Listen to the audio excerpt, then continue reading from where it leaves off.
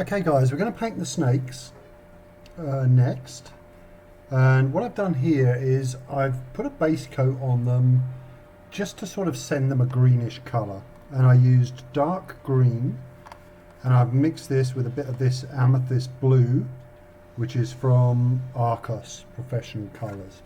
So it's like quite a nice darkish green, and I'm going to do the first layer on these, the highlights, using just pure dark green. So I want these snakes to look very sort of greenish, very snake-like. So these first highlights, and we're just going to establish a really nice green on them, and try and leave some of that base coat in the shadow areas. And again, we're thinking about our light source all the time.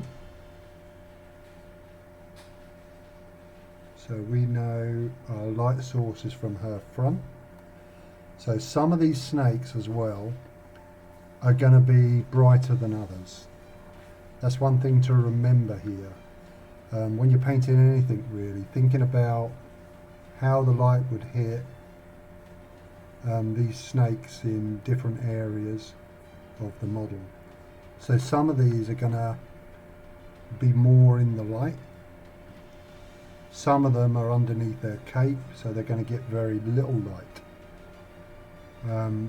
Some, like this one, are right out the front. So this one's going to look a little bit brighter. Certainly certain areas of it will do. And this will make it, overall more interesting, because of these different shades of green we're going to get and different values. It's like under here you can see the snake bodies, but I've sort of loosely base coated them, but I'm not going to do any more to those because they would be in complete shadow. It's like these snakes down here. These are very low down and they're going to be in quite a dark area too. So you can make things look more interesting and build really nice contrasts when you've got lots of elements on a model like this that are in different areas, by painting them, with different values. So like I say, some of them are going to be much brighter than others. When we build these highlights up, we're very much going to be focusing on the ones that can be seen and the ones nearer the top of the model.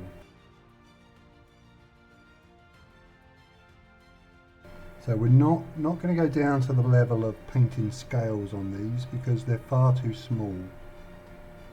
But we can really get a nice shine on some of them, because obviously snakes have got represent a sort of shiny sort of skin. Some of the scales and areas of a snake can look quite shiny. So we can certainly simulate some of that.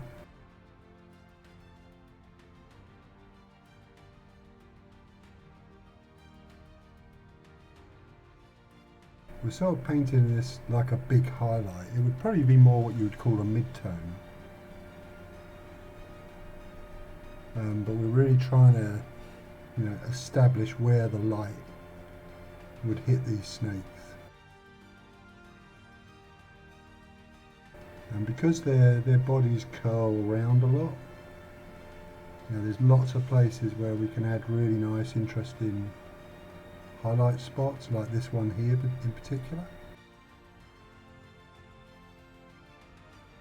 So we're going to start highlighting up now by adding in light green. So it's probably about 50-50 with my original dark green. And now we're going to start picking out the really sort of bright spots on these snakes, to try and make them sort of look like they've got some real highlight on them. So these ones at the bottom here are not going to get much more, so these are going to get quite smaller highlights. but that's one of the ways we can simulate where they are, is by making their highlights smaller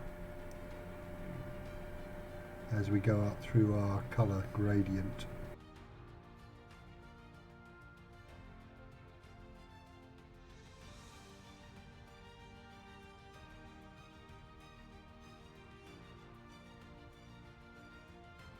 And this is something we can do as well. We've got areas of the body.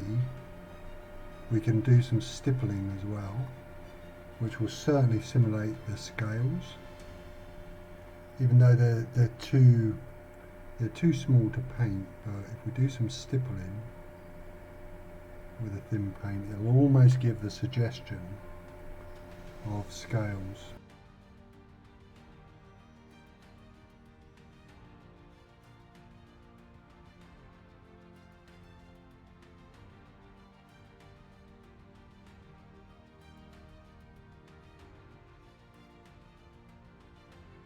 Okay, for probably the final highlight, we're going to go with pure light green now.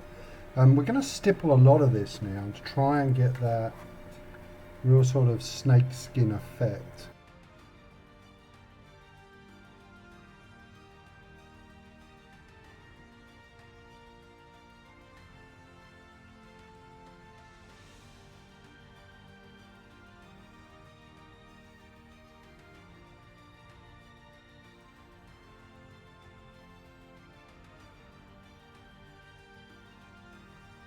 So I've decided to go one more little highlight just to really push the light up here.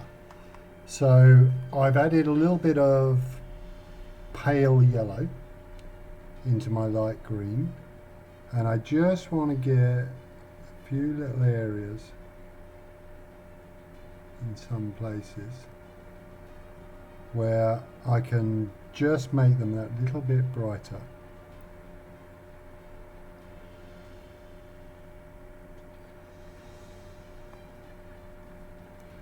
And this is really just, I could have left it as it was, it's okay, but I just felt like I wanted to get a little bit of a brighter light in a couple of these bits. Not a lot, as you can see. I'm just putting a few dots in here and there, but the overall effect hopefully should be fairly cool. And it'll just make these top snakes just stand out that little bit more than the ones down the bottom.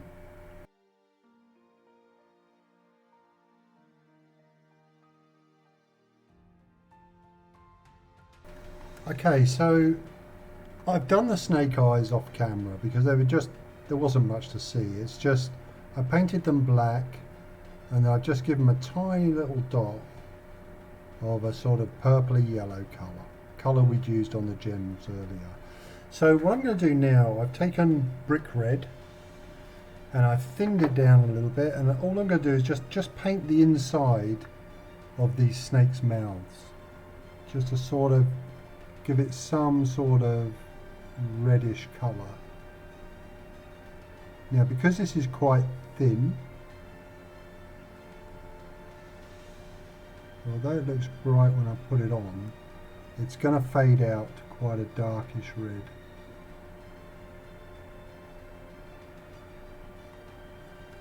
Which is sort of what we want, really. I don't want it to be a bright, gory red. We just want a colour in there that looks like it's the inside of a mouth.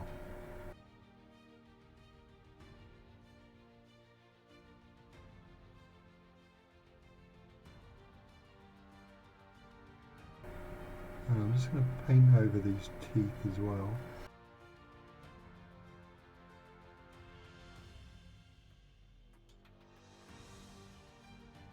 So I've mixed up a little sort of some of the purpley white tone we had earlier, because this colour's not really important. It's just for these couple of teeth, and as long as they're a sort of light bony colour, they're going to look fine. But we'll go over them with a lighter tone in a second.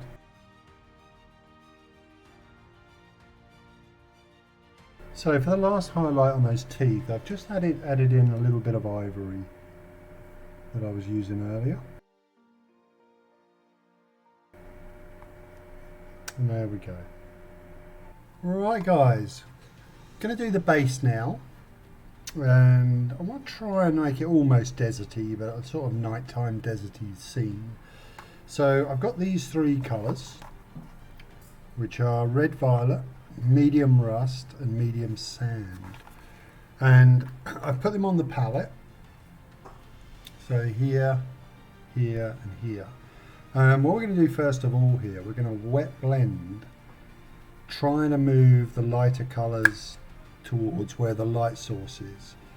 So I'm literally just gonna slap this paint on. This is all I want to do here. So I'm not worried that the black's going to show through, that's absolutely fine. And we're just going to mix this paint while it's wet on the base. Now it might look a bit strange when it's wet, but don't worry about that.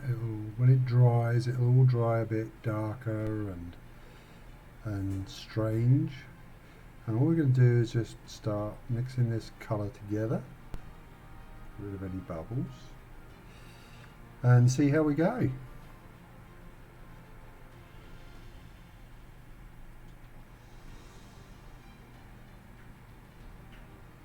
And just pick up different colours where you need them. You know, if you feel like a piece looks too light or too dark, just pick up one of the lighter colours. Now you can add retarders and things like that into your paint to try and make it dry slower, which is something I do occasionally. And then when you're finished, like I am here, I'm just going to go back and tidy up a few areas where I may have caught the model, for instance.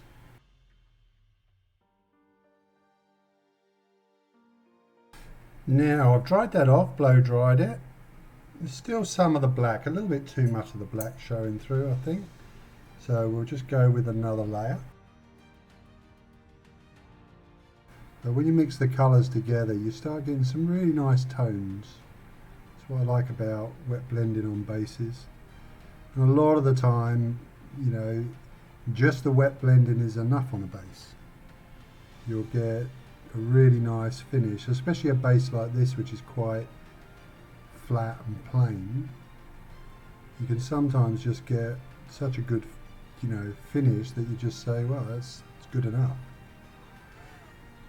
We can always add, like I say, lighter colours in certain areas, like I'm doing here, because I just want to try and push that light a bit towards the front.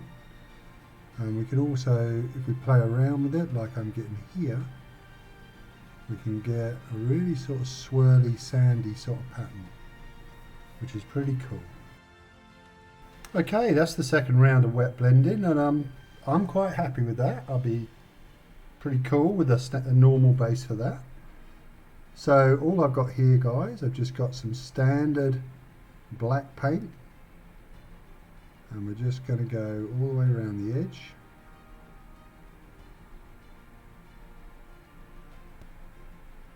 This base has got a little recess on it, so I'll go round with my big brush first, and then we'll come back and do all the little recessed part in a second.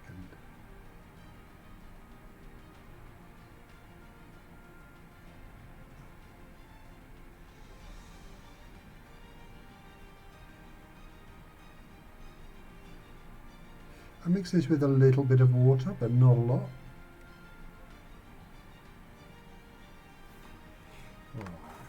Clean that off, and we'll get another brush, slightly smaller.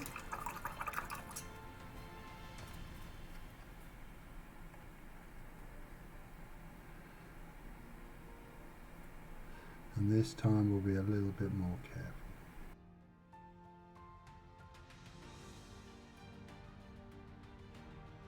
And there she is.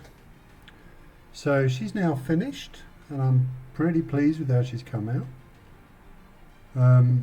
So I hope you'll join me again for another video soon, where we'll paint another one of the Raging Heroes miniatures. Thanks guys, thanks for watching.